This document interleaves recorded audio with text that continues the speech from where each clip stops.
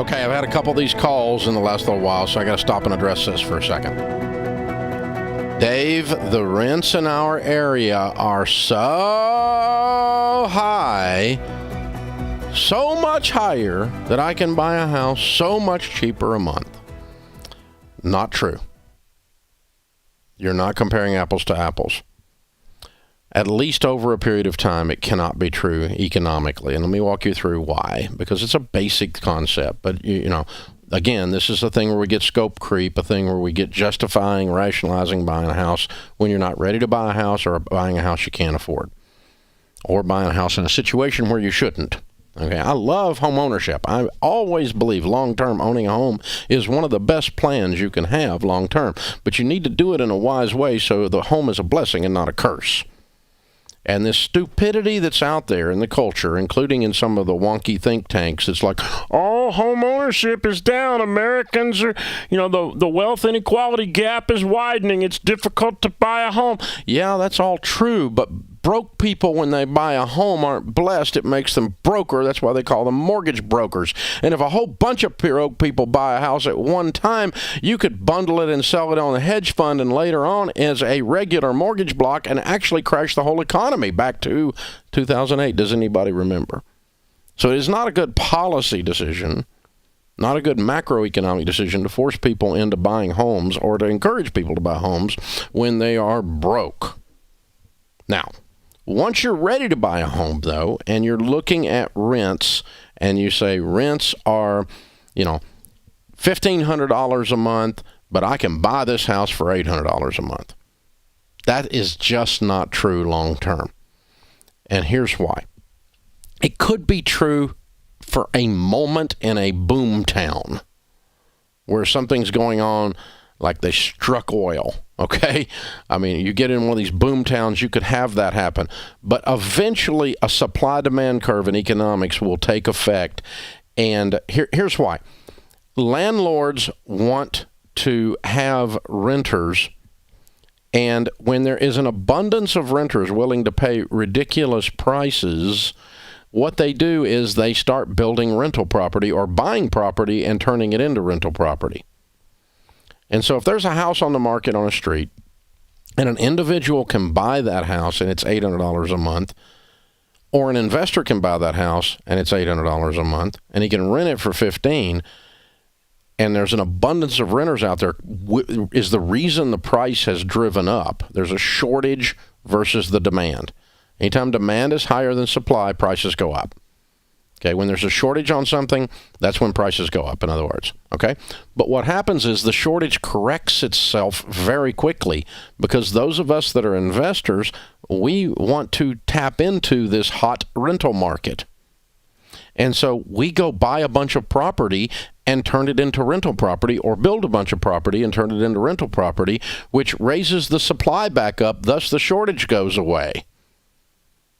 So over time, rents are not going to be double prices of a house price, of a monthly payment on a house, because investors that are willing to borrow money, or willing to pay cash like I am, will buy enough rental property to take advantage of the great rates of return that an overpriced rental market will do, and it will cause the rental to come down or the value of the houses to go up. And so rent always approximates slightly above payments. It always does over time. And so when you call me up and say, oh, I can buy 50% of what I can rent, no, you can't. You're not comparing apples to apples in the neighborhoods. If you can buy, because investors would have already gobbled that house up and doubled their money. That's the point. And that does away with the shortage, which causes the economics to balance out. Now, again, there might be a 6-month period of time where that is not true.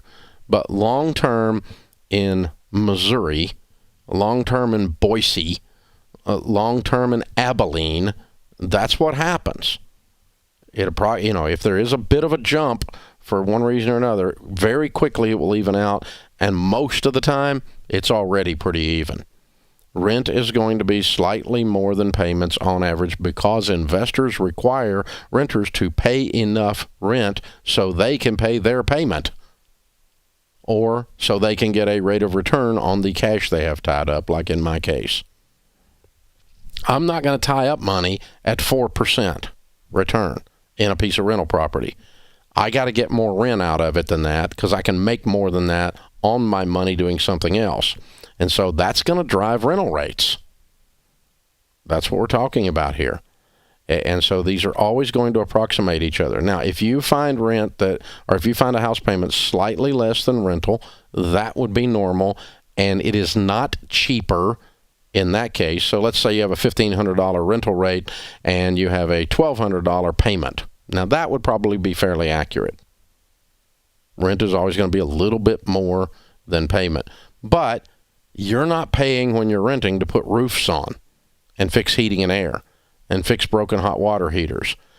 You're not paying the increases in insurance and increases in property taxes that come along until I renew your lease, and then I'm going to bump up enough to cover that.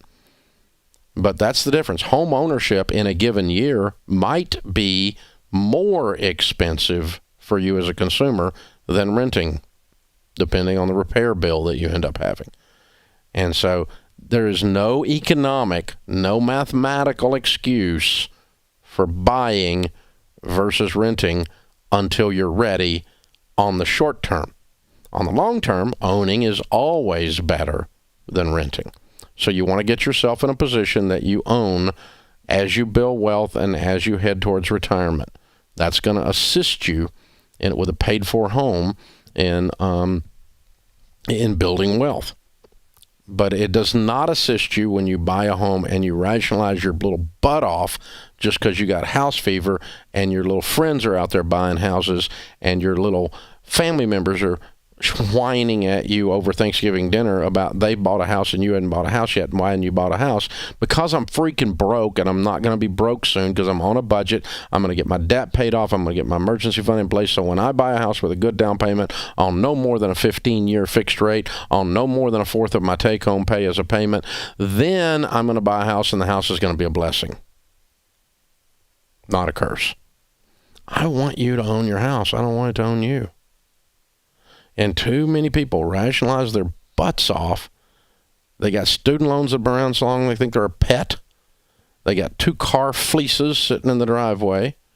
They got MasterCard. They've discovered bondage and American distress. All the money comes in and all the money comes out. And they've strapped themselves to a house on a 30-year adjustable rate mortgage. And it's some of the lowest interest rates in my lifetime, and I'm almost 60 years old. If it's the lowest interest rates in 60 years, where the flip do you think it's going to adjust? Up, dummy. Up. Not down. I mean, where are you going from 2.9? 1.9? I mean, really? Is this your set of assumptions on which you justified buying an adjustable rate mortgage? That's dumber than a grubworm in a box of rocks. That's stupid. You're gonna get killed. Don't do that.